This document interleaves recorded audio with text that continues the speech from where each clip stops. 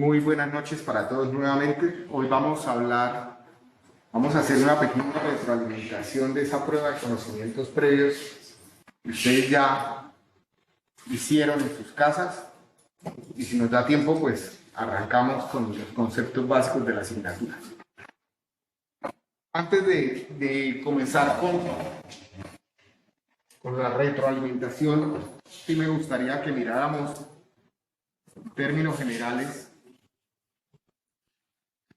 Pues, ¿ustedes qué opinan de las preguntas que se estaban haciendo en esa prueba?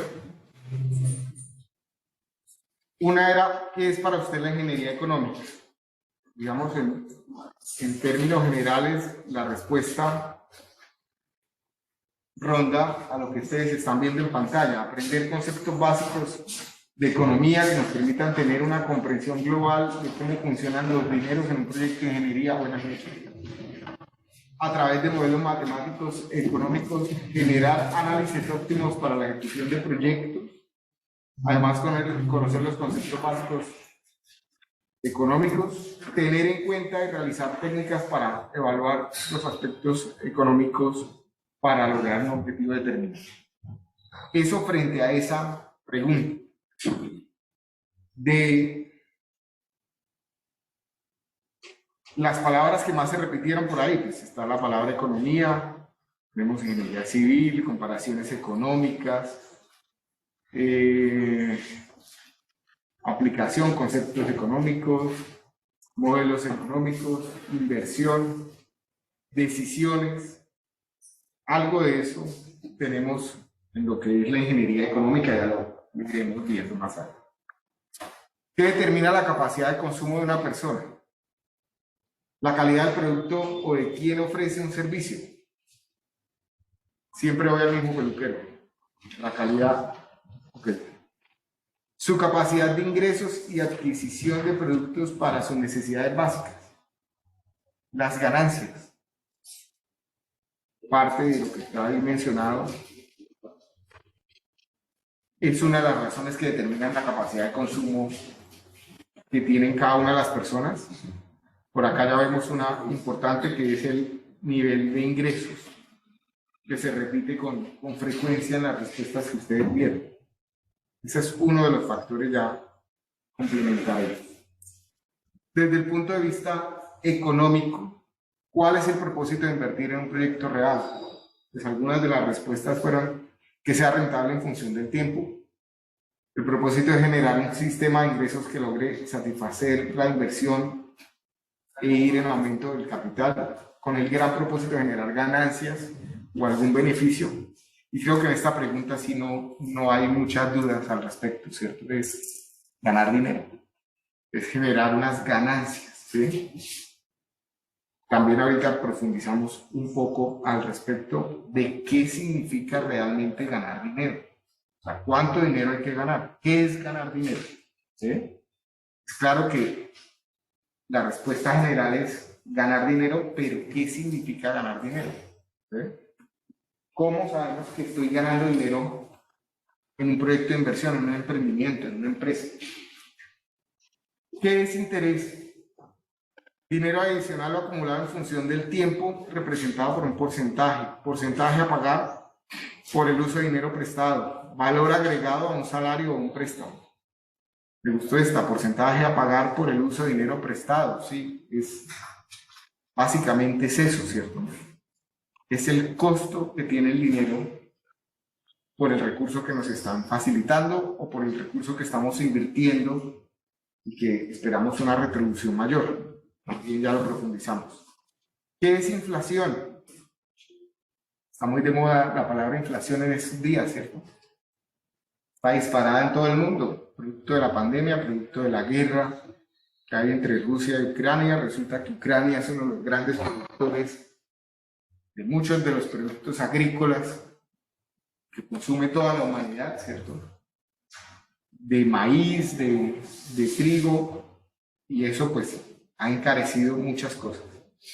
Aumento de los precios de un determinado conjunto de productos, ¿de acuerdo? Se podría definir como un desequilibrio entre la oferta y la demanda de un mercado, provocando alza de precios en los productos y evaluación de la moneda. eso también tiene parte de realidad, o sea, es una de las razones que influyen en el aumento generalizado de los precios. Es un desequilibrio económico entre la producción y la demanda, también podría entenderse como algo de eso. ¿Qué es un flujo de caja?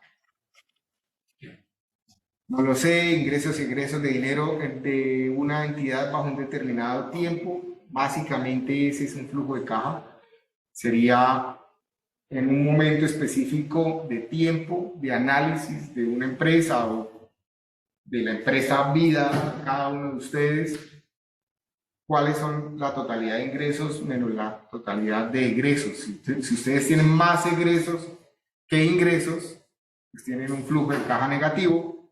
Si tienen más ingresos que egresos, tienen un flujo de caja positivo. ¿De acuerdo?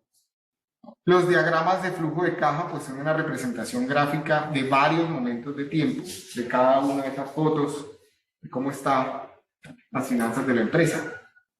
Todos los ingresos frente a todos los egresos. ¿De acuerdo? Nombre una diferencia entre interés nominal y un interés efectivo. En el interés nominal no se capitalizan los intereses, mientras que en el interés efectivo sí. De hecho, no. En ambos se capitaliza intereses, para que lo vayan teniendo claro. Y por capitalización de intereses nos estamos refiriendo a interés compuesto. Ya iremos llegando allá qué es interés compuesto. Pero ambas formas de expresar la tasa de interés, tanto nominal y efectiva, corresponden a interés compuesto. O sea, en ambas se capitalizan los intereses. En el interés nominal es el interés que se paga al final de un periodo anual y sin que exista capitalización del mismo, se tiene en cuenta el interés. Bueno, creo que en este hay varias dudas. Debemos irlas aclarando en la medida que va pasando la asignatura, específicamente cuando miremos el tema de interés. ¿Qué le gustaría aprender en la clase de Ingeniería Económica? ¿Cómo invertir? Conceptos básicos de economía que permitan defendernos en el entorno laboral. Claves económicas para la administración de proyectos en general. De esto se va a hablar bastante. De cómo invertir se va a hablar por ahí entre las ramitas. Yo no soy experto inversor, pero les voy a compartir lo poco que estoy aprendiendo en el tema de inversión. Ya ustedes lo pudieron ver por ahí en el canal. Llegar a tomar decisiones efectivas basándonos en comparaciones económicas de diferentes técnicas y tecnologías en su inversión. Esa puede ser el objetivo principal de la asignatura, o sea, cómo tomar decisiones basándose en comparaciones y en técnicas matemáticas. Muy bien, pues veo que están muy bien en los temas, como lo comentábamos en la clase pasada. Es de esperarse porque mal o bien todos hemos tenido que enfrentarnos al tema de dinero desde muy pequeños, ¿cierto? Y algo de conocimiento tenemos al respecto.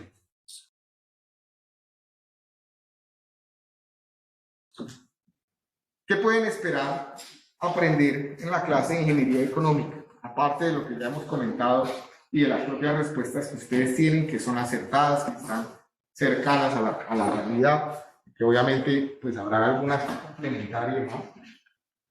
Pero que en términos generales están muy bien.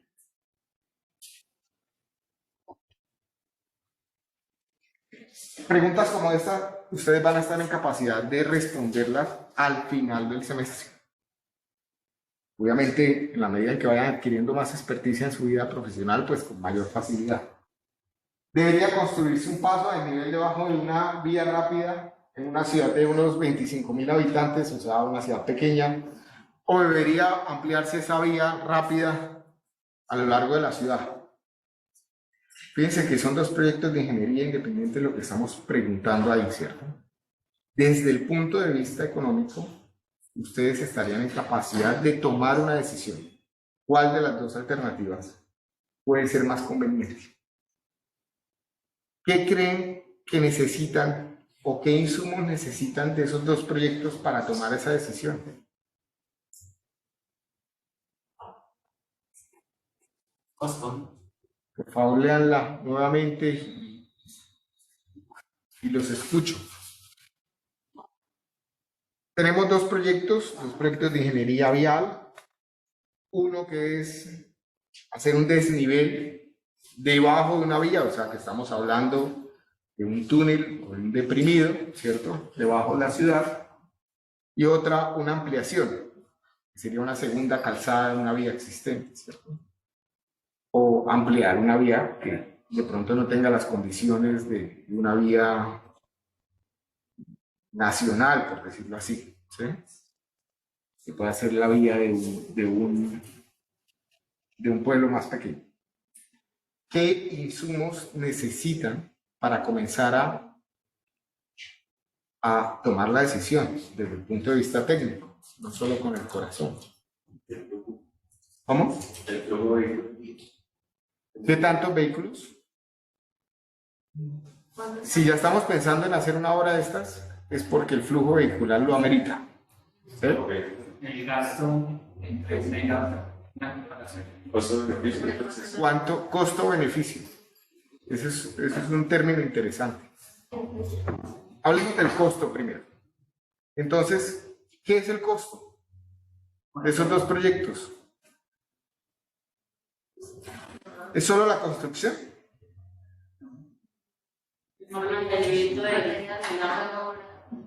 El mantenimiento. ¿Qué más dijeron? materiales.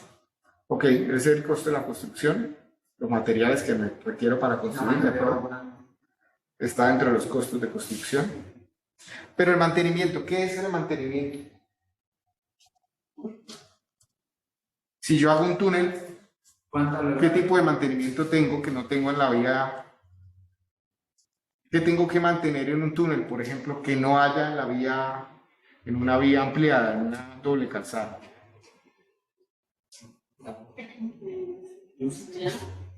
¿Alguien ha pasado por algún túnel? ¿Han ido a Barranca, por ejemplo? Mantenimiento de la electricidad, por ejemplo. Electricidad, de acuerdo. De pronto la vía ampliada no necesite iluminación. Estamos en iluminación como un túnel. Un túnel necesita iluminación de día y de noche. ¿Sí?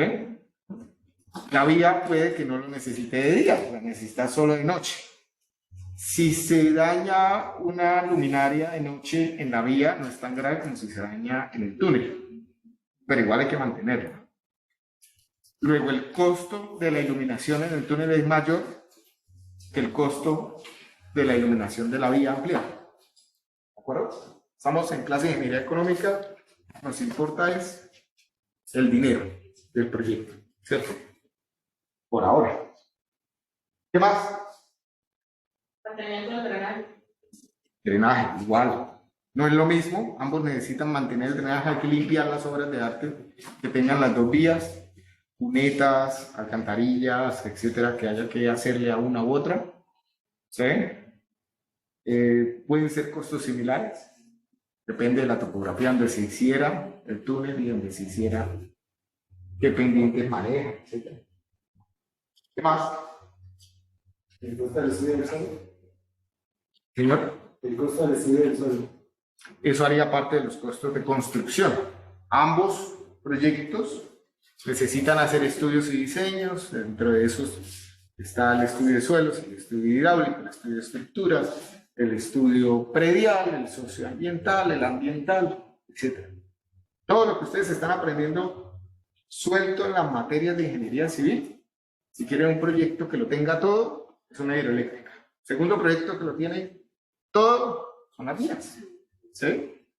Las hidroeléctricas, mucho más completas, tienen muchas más cosas.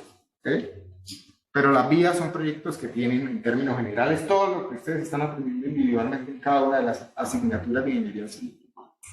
¿Sí? Pero eso hace parte de los costos. Hablemos de costos de mantenimiento. ¿Qué más tiene un túnel que no tenga la otra vía? Y también está asociado con la electricidad. Ventilación. Ventilación. Y es muy importante. Y es costoso. ¿Sí? Entonces, bueno, aquí hay que comenzar a preguntarse. Pues ya hablamos de costos, ¿cierto? Estamos hablando de costos. Por acá dijeron algo muy interesante, costo-beneficio. Entonces, pensemos en los beneficios. ¿Qué beneficio tiene el túnel frente a la otra vía? Menor tiempo, probablemente sí. Puedo hacer un trazado de pronto más lineal, ¿cierto? Acortar distancias. Disminuir el ruido para la ciudad. Eso es un beneficio. Puede ser, se puede cuantificar. ¿Qué más?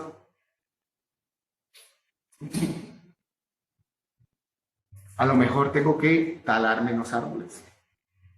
Entonces hay un beneficio ambiental.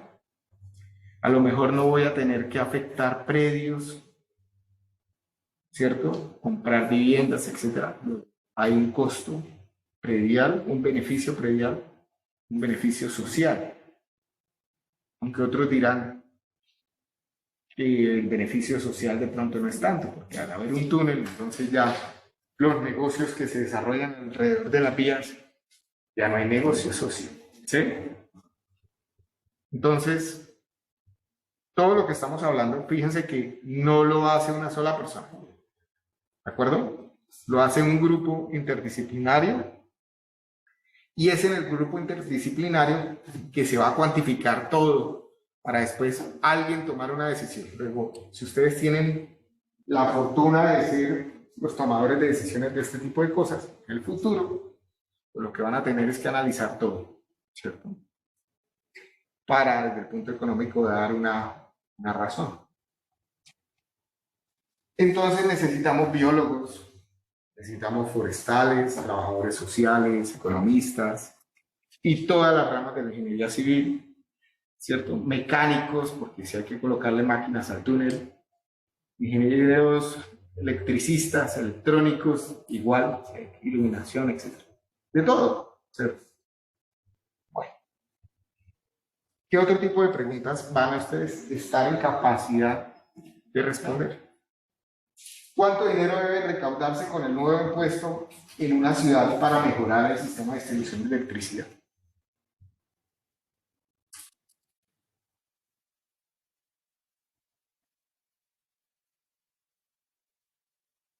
Como esta hay infinidad de necesidades en nuestro país, ¿cierto? O sea, esta pregunta, que es una sola, para que ustedes tengan una idea de lo que es la clase de ingeniería económica a la hora de responder esta pregunta, también responde cuántos colegios tenemos que construir, ¿cierto?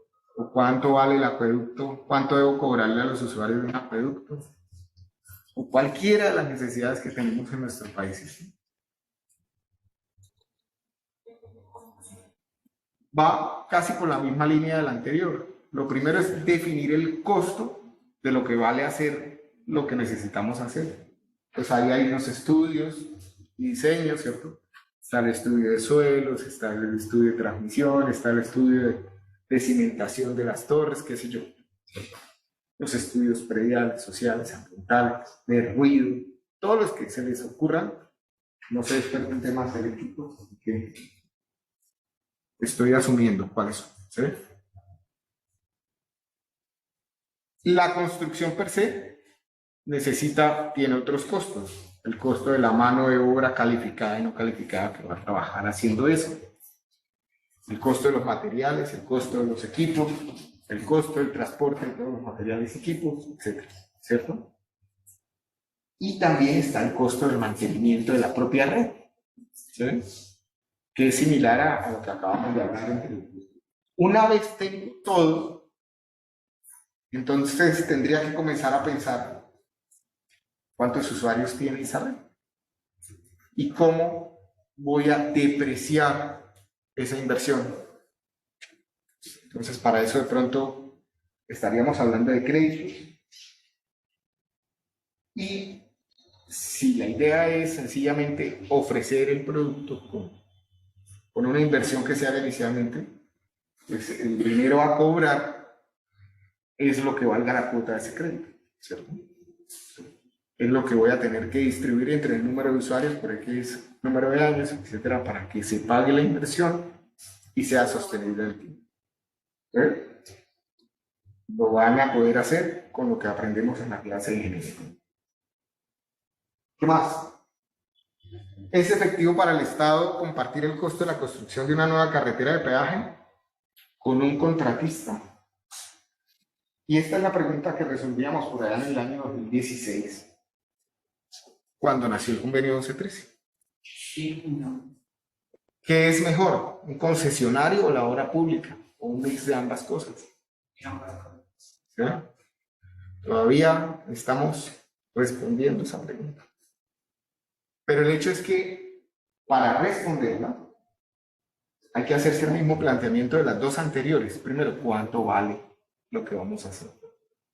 ¿Cuánto vale mantener en el tiempo el ciclo de vida del proyecto? ¿No? O en el ciclo de vida de la infraestructura. Puede ser que el proyecto lo llamemos inicia con la obra o con los estudios, termina cuando colocamos la última piedra de la obra, pero el ciclo de vida de la infraestructura durará 50 años. ¿Sí? Pero hay que mantenerla, ¿cierto? Y alguien tiene que poner esos recursos. ¿Cómo se colocan esos recursos? ¿Qué hay que hacer para llevarla a buen término? Si me preguntan a mí, todavía no sé qué es más conveniente. ¿Sí? ¿El concesionario qué hace? Si de pronto le suena a chino en este momento lo que estamos hablando, poquito a poco vamos a ir continuando hablando sobre el tema y ir decantando un poco más cada cosa. Un concesionario es una palabra que está muy de moda también y que ustedes seguramente alguna vez le han pagado a algún concesionario algún peaje o en los recibos de la luz hay algún dinero que va hacia el concesionario que atiende el alumbrado público o cualquier cosa de ese estilo. Es un privado que coloca un dinero para hacer la infraestructura y a cambio de ese dinero él pide la operación de la infraestructura por X número de años. En ese X número de años va a recaudar, ¿cierto? Un peaje o una factura de un recibo, etc. Va a cubrir los costos de mantenimiento, los costos de construcción y va a cuantificar una ganancia. Una ganancia que por lo general no es bajita. Y no puede ser bajita del todo porque hay riesgo y un riesgo muy grande implícito en ese tipo de contratos. Entonces ustedes ahora escuchan las concesiones 5G, ¿cierto? ¿Alguien lo ha escuchado alguna vez? Que hablan de las 5G.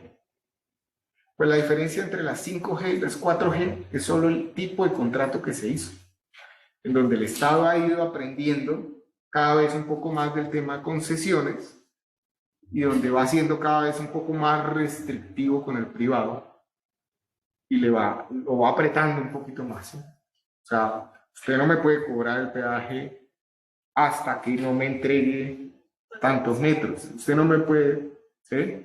Si usted no me mantiene unos niveles de servicio de la infraestructura, entonces vamos a afectar esa tributación, ese cobro que usted está haciendo, mientras vuelve y pone los niveles de servicio, etc. ¿Sí? O sea que las concesiones 1G son una belleza para el concesionario. Todo se lo ganaba el concesionario. Ya no hay casi, no sé si todavía queden de las 1G vigentes, pero ya vamos en las 5G. ¿Sí? Suena muy rimbombante 5G, pero no tiene nada que ver con infraestructura de comunicaciones, no tiene nada que ver con eso, ¿sí? Sino con las condiciones pactadas en el contrato. Debo pagar el saldo de mi tarjeta de crédito con dinero prestado. Hasta ya se aterriza un poco más a la realidad cercana, ¿cierto? No sé si alguno ya tiene tarjeta de crédito o no. Si alguno tiene ya tarjeta de crédito y la está usando y la está pagando, la clase de ingeniería económica debería ser muy interesante para ustedes, porque van a comenzar a entender cómo funcionan las tarjetas de crédito, cómo funciona un crédito en general y responderse esa pregunta. ¿Sí? ¿Puedo pagar el saldo de mi tarjeta de crédito con dinero prestado? Depende. ¿De qué depende? De cuánto valga el dinero de la tarjeta de crédito y cuánto vale el dinero prestado.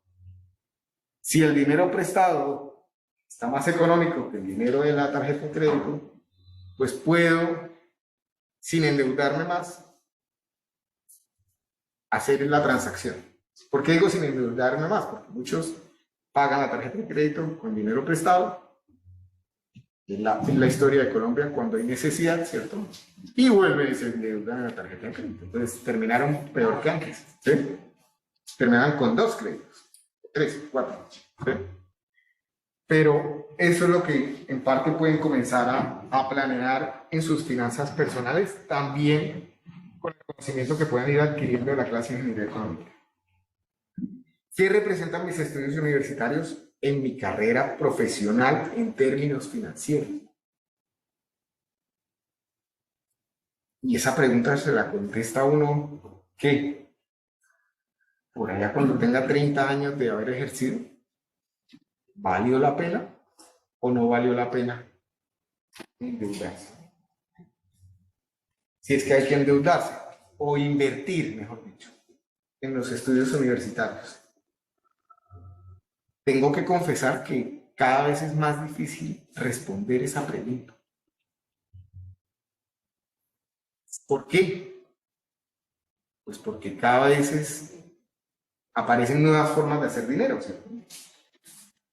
Si ponemos esta pregunta en contexto hace 50 años, digamos, era muy sencillo de responder. Si usted hacía una inversión y estudiaba, después conseguía un buen trabajo, montaba una empresa y iba a dar un salto en la brecha social, ¿cierto?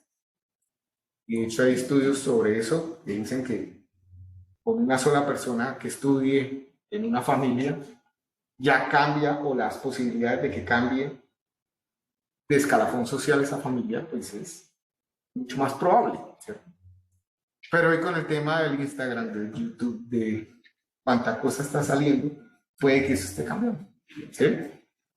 El tema es que, para beneficio de ustedes, la ingeniería civil existe desde Egipto, desde los romanos, y seguirá existiendo el resto de la vida, se va a seguir necesitando.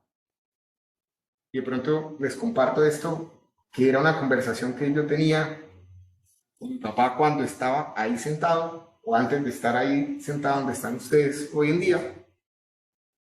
Y si caemos, o si todo el mundo cae en las banalidades del YouTube, del Instagram y demás, pues cada vez van a ser nuevamente más escasos los ingenieros, y en algún momento el mundo le vuelve a dar el precio que se requiere, ¿sí? Es un tema de oferta y demanda, ¿sí?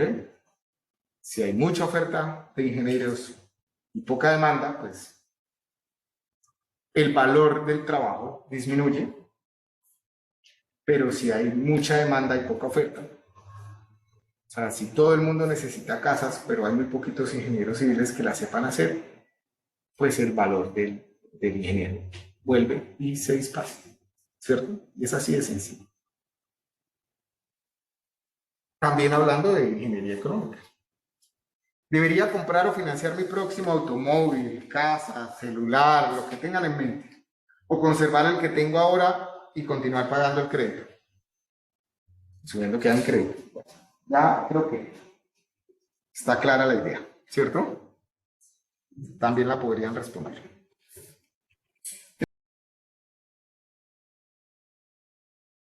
Entonces, ¿qué es la ingeniería económica? Ya lo revisamos hace un rato, lo que tienen medianamente interiorizado, dice, pero propiamente la ingeniería económica es un conjunto de técnicas matemáticas que simplifican las comparaciones económicas. Entonces, fíjense que ustedes ya me habían respondido comparar, ¿cierto? Comparar.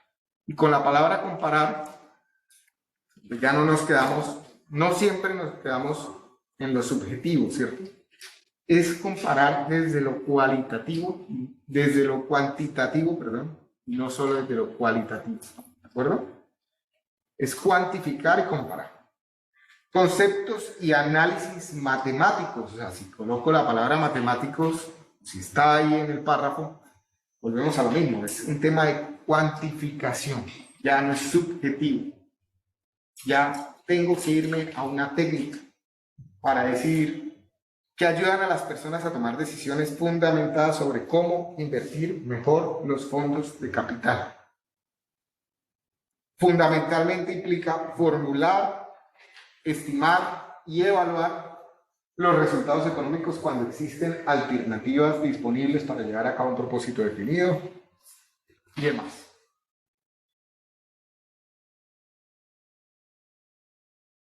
¿Qué determina la capacidad de consumo de una persona? Entonces, simplifiquemos la pregunta, porque hay una parte que está clara, pero hay una parte que parece que no está clara. Si sus necesidades de consumo fueran única y exclusivamente panes, o sea, todos tenemos muchas necesidades de consumo. Necesitamos consumir transporte para movilizarnos, necesitamos consumir servicios públicos, agua, luz, gas, necesitamos consumir comida, ¿cierto? El estudio que ustedes están adquiriendo hoy es una necesidad de consumo que ustedes tienen en este momento, etc. Pues digo, si simplificamos las necesidades de consumo a solo una, el pan, ¿qué define cuánto pan pueden ustedes consumir? Y de pronto aislemos el hecho de que nos llenamos. O sea, la pregunta no va a lo que hasta donde me llene, no. Entonces, en la vida, ¿cuánto pan pueden consumir? ¿De qué depende? De la necesidad. Del ingreso. ¿Cuánto dinero tengo? Eso es claro, ¿cierto? En eso todo está claro. ¿Qué más? ¿Quién dijo precio por ahí? El precio de las cosas. ¿Cuánto vale el pan? Si yo tengo 1.000.000 de pesos, ¿cuánto pan puedo consumir? ¿De qué depende? El precio. ¿A cuánto está el pan? Entre más caro esté el pan, menos capacidad de consumo tengo. ¿Entonces? Entre más barato esté el pan, más capacidad de consumo tengo. Entonces, la pregunta se responde que necesito de dos cosas para definir la capacidad de consumo de las personas. Primero, ¿cuánto dinero gana esa persona? O sea, ¿cuál es el nivel de ingresos que tiene la persona? Pero también, ¿cuánto valen las cosas que consumo en el mercado? Es decir, el cambio y el nivel de los precios. De nada me sirve, bueno, no, en este momento no hagamos comentarios políticos.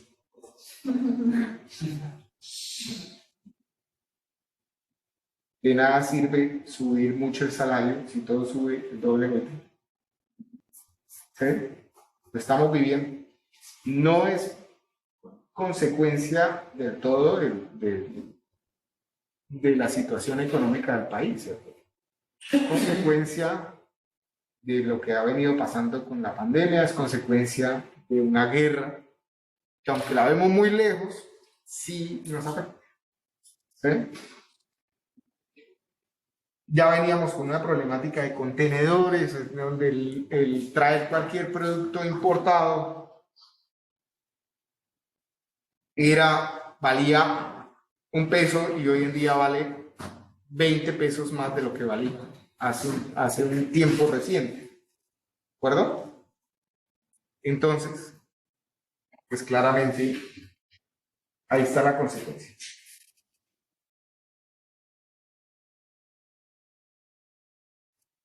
¿Cuál es el propósito de invertir en un proyecto real? Pues el inversionista espera recibir una cantidad de dinero mayor de la que originalmente invirtió.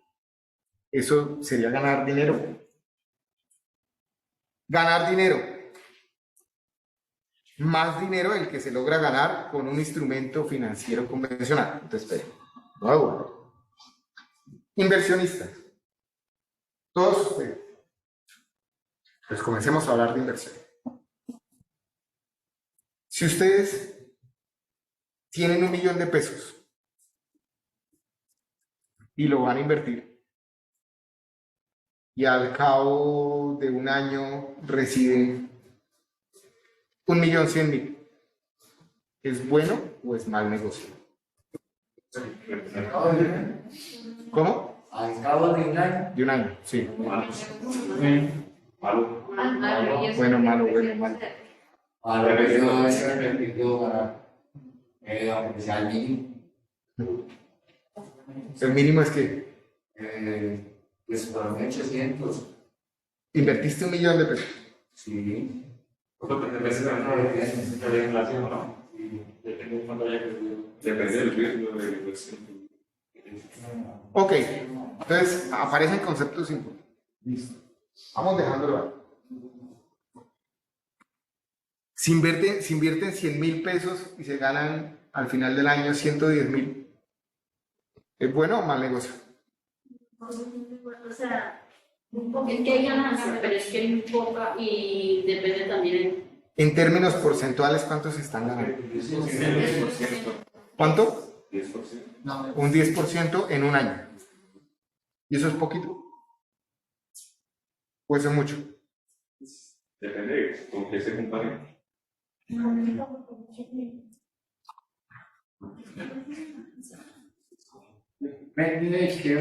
Si ustedes invierten, a ver, cambiemos el tema. Si ustedes invierten 100.000 millones de pesos Ah, bueno. y se ganan 110.000 millones de pesos, Sigue siendo el 10%, pero de capital. ¿es bueno o es malo? ¿Es bueno o malo? porque si usted dijo que si invierte 1.000.000 de pesos, si anual me gano 1.100.000, cada vez ganan 1.100.000 más. Te está ganando 100.000 más.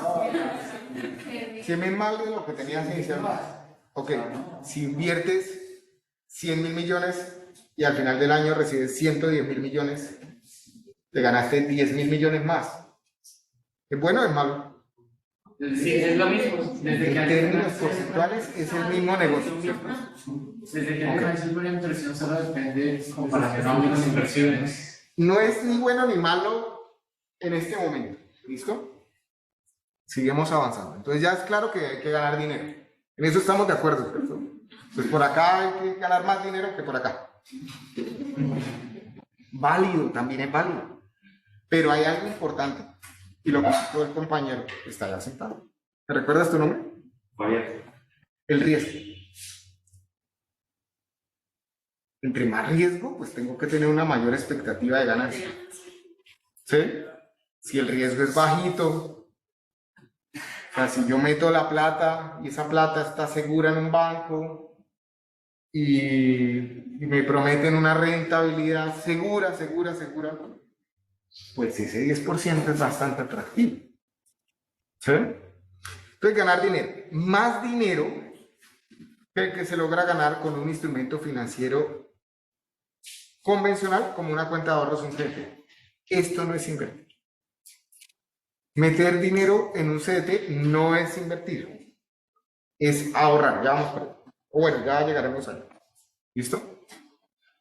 Pero entonces, para que lo vayan teniendo claro, invertir implica un riesgo, ¿de acuerdo? Pero implica una transformación de algo, una creación de valor de algo. ¿Sí? Entonces, si yo invierto en un cultivo de café para hacer enredo, en un cultivo de aguacates para exportar agua, no, ahí no veo la transformación. A ver, si yo invierto en cuero,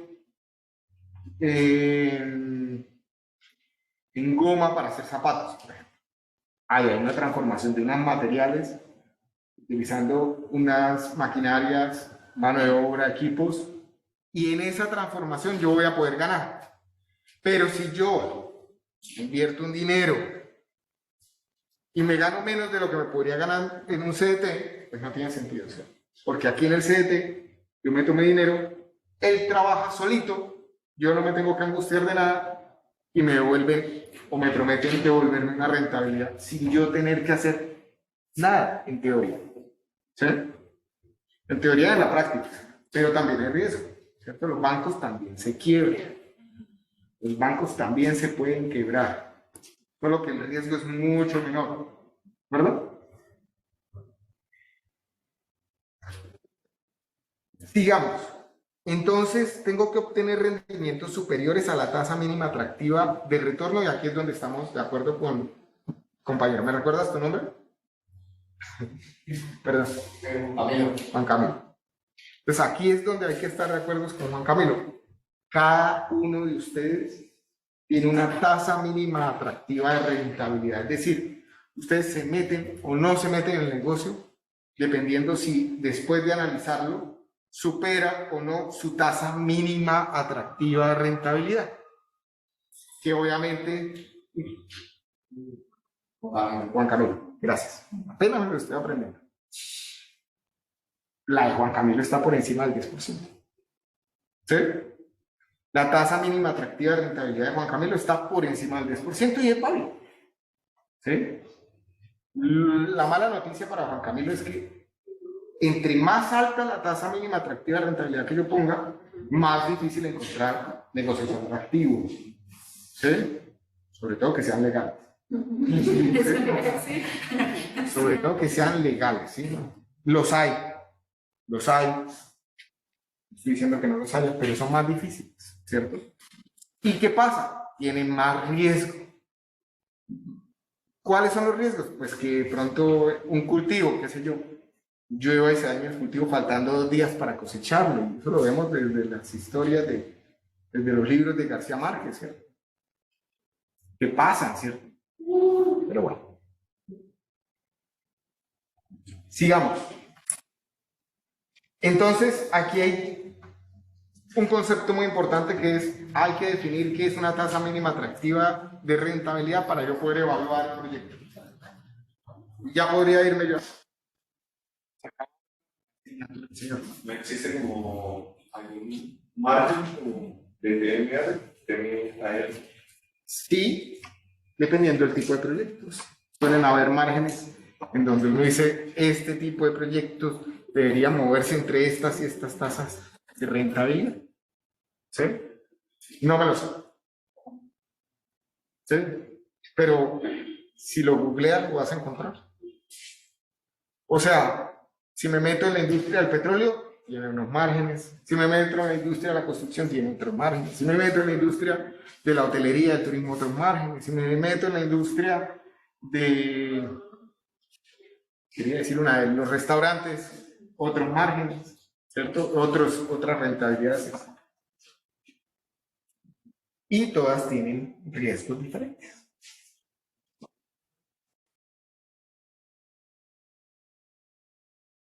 ¿Qué es interés? Y esta sí quedó muy clara en alguna de las definiciones que ya leímos. Es la manifestación del valor del dinero en el tiempo. Desde una perspectiva de cálculo, el interés es la diferencia entre la cantidad de dinero final que tengo que pagar y la cantidad original que me prestaron. O es la diferencia entre la cantidad de dinero final que voy a recibir, pero la cantidad inicial que invertí. Ese es un interés. Entonces, si hablábamos de los ejercicios de ahorita, si yo invertí 1.000.000 de pesos y al final del año recupero 1.100.000, el interés fue de 100.000. 1.100.000 menos 1.000.000. Y esa es la primera ecuación de la clase de ingeniería económica. Y se necesita durante todo el semestre. Y les queda mal en los parciales. ¿Cierto? Es muy sencilla, pero el problema radica en que, como todos sabemos y usamos dinero desde muy pequeños, pues lo difícil es cambiar el paradigma de lo que ustedes ya tienen preconcebido, ¿sí? De los conceptos que ya ustedes tienen en su cabeza sobre el dinero, ¿sí? Si la diferencia es nula o negativa, pues no hay interés.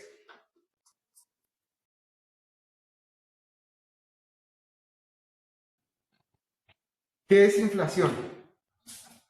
Es un aumento generalizado y sostenido del nivel de los precios existentes en el mercado durante un periodo de tiempo que frecuentemente es un año. Normalmente, digamos, se habla en términos generales de un año para referirse a la inflación. Pero la inflación se puede medir con periodos mucho más cortos, mensuales, diarios, etc. Cuando el nivel general de precios sube, con cada unidad de moneda se adquieren menos bienes y servicios, es decir, se pierde capacidad de consumo, ya lo hablamos hace un minuto. Es decir, que la inflación refleja la disminución del poder adquisitivo de la moneda y una pérdida del valor real del medio interno de intercambio y unidad de medida de la economía, pues es la inflación. ¿Cuál es el indicador de inflación en un país? Se llama IPC, ¿sí? El índice de precios al consumidor. ¿Quién calcula el IPC en Colombia? El DANE, que es el Departamento Administrativo Nacional de Estadística. Es el que hace todos los cálculos estadísticos del país. Una medida frecuente de la inflación, el IPC, listo, ya no voy a decir eso más. La inflación entonces contribuye a que ocurra lo siguiente, que se reduzca el poder de compra, ¿cierto? Entre más inflación, pues el dinero alcanza menos. El ingreso que yo tenía alcanza menos porque los productos valen más. Tengo menos capacidad de compra. El índice de precios al consumidor sube, el IPC, claramente. El incremento en el costo de equipo y mantenimiento, normalmente, si hay mucha inflación, comienza a subir todo, ¿cierto? El incremento en el costo de los profesionales asalariados y empleados contratados por horas. O sea, si el tema va como va, el otro año el aumento del salario mínimo va a ser un tema complejo. Porque hay que compensar la capacidad de consumo de los colombianos, ¿sí? Entonces, si por decir algo, esperemos que no sea así, llegamos al final de año a una inflación del 20%, el aumento del salario mínimo debería ser del 20% solamente para compensar el que se compre lo mismo el siguiente año que se podía comprar con el salario mínimo de este año. ¿De acuerdo? La reducción de las tasas de retorno real sobre los ahorros personales. Y esto es un tema que ya profundiza un poco. Y de las inversiones comparativas. Si resulta que yo abrí un CDT al 4% hace un año y la inflación ya va en un 8,8%, pues no estoy ganando dinero, estoy perdiendo dinero. ¿Sí? Entonces, por eso es tan delicado. La inflación puede contribuir, contribuir materialmente a modificar el análisis económico individual e empresarial. Entonces, en Moodle van a encontrar la serie de videos, digamos, están organizadas como creo que puede ser más llevadera, ¿cierto? Causas de la inflación, cómo se mide la inflación, por qué es tan importante controlarla, cómo se controla y qué es la hiperinflación. ¿Listo? Si quieren profundizar, ustedes los van a encontrar ahí en Moodle. Es interesante en esta época electoral que vean esos videos, porque muchas de las propuestas económicas de los candidatos, independientemente de cuál sea el candidato, pueden afectar la inflación, ¿cierto? Y también pero sí algo que me atrevo a decir en esta clase, en que sea político, es que hay que mantener la independencia del Banco de la República. Es decir, tiene que haber un ente regulador externo al gobierno que sea el encargado de controlar la inflación. ¿Sí? No tener inflación también es malo. Lo ideal es tener una inflación pequeña, pero que de alguna forma exista inflación. ¿Sí?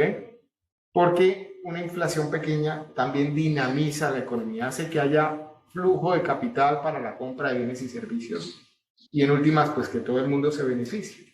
Si no hay venta de bienes y servicios, pues no va a haber necesidad de empleados, etc.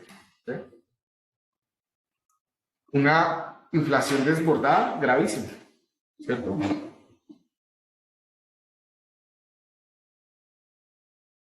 Bueno, ¿qué es un flujo de efectivo? Ya lo comentábamos.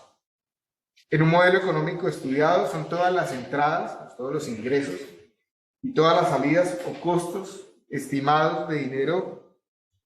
Ese recibe el nombre de flujos de efectivo. Dichas estimaciones se realizan para cada alternativa de análisis y en un momento específico de análisis. Sin estimaciones de flujo de efectivo durante un periodo establecido resulta imposible llevar a cabo un estudio de ingeniería económica. Entonces, básicamente, para nosotros poder analizar si un proyecto es viable o no desde el punto de vista económico, necesitamos construir los flujos de efectivo hipotéticos que tienen esos proyectos. ¿Sí? Digo hipotéticos porque si estamos evaluando antes de que exista el proyecto, pues son hipótesis, ¿sí? Son estimaciones. Ya cuando el proyecto está en ejecución, también tengo que ir construyendo mis flujos de efectivo para saber, para medir si el proyecto va bien o no. Y si se hizo una planeación, con mayor razón para ver si se está desviando o no de esa planeación. Y tomar los correctivos que se requieran o mejorar las condiciones del negocio.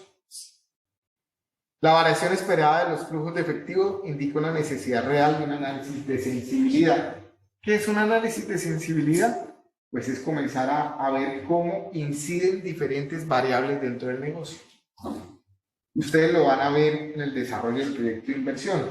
Entonces, cuando estemos viendo el proyecto de inversión, ustedes van a, dentro de lo que ustedes van a hacer, van a definir estrategias y planes dentro de sus proyectos de inversión, van a definir una organización que va a tener dentro del proyecto, es decir, qué personal van a contratar para desarrollar la idea, ¿cierto? Y pues cada una de esas variables incide positiva o negativamente en el desarrollo del proyecto desde el punto de vista económico.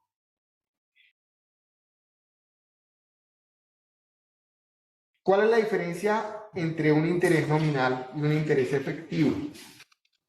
Ya llegaremos a hablar de interés, de los tipos de interés y de las diferentes formas de expresar el interés, pero es importante, o comentemos acá cuáles son las diferencias entre una y otra. No se agobien si no las entienden todavía, ya llegaremos allá. Ambas tasas expresan interés compuesto, pero las tasas nominales no incorporan el valor real del dinero en el tiempo, mientras que las tasas efectivas sí incorporan el valor del dinero en el tiempo, en su totalidad. Las tasas nominales entonces se utilizan para liquidar comercialmente las operaciones bancarias específicamente, mientras que las tasas efectivas se utilizan más para realizar comparaciones válidas entre diferentes alternativas. Las tasas nominales, para que queden correctamente expresadas, se tienen que especificar cuál es la forma de pago y cuál es el periodo de pago o periodo de capitalización. Mientras que en las tasas efectivas, si estas son anuales, puedo expresarlas como un número sin ningún tipo de unidad. Las tasas nominales se comportan como una función lineal, mientras que las tasas efectivas como un polinomio. Y las tasas nominales se refieren a interés compuesto, pero son las tasas efectivas que, aparte de referirse al interés compuesto, ya está asociado dentro de la propia tasa la reinversión de ese interés. Cuando hablemos de tasas de interés y demás, esto va a quedar más claro. ¿Listo?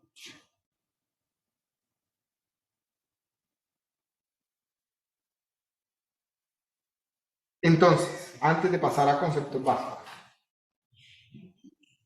esto que acabamos de hacer es un breve recorrido por lo que vamos a ir viendo a lo largo de la asignatura. Estamos repasando o retroalimentando, perdón, la prueba de conocimientos previos que ustedes ya tomaron, ¿listo? Para que haya cierta claridad sobre esos conceptos que ya se han ido preguntando y pues para tener una nivelación, digamos, en el punto de partida, una línea base de la asignatura. ¿Sí?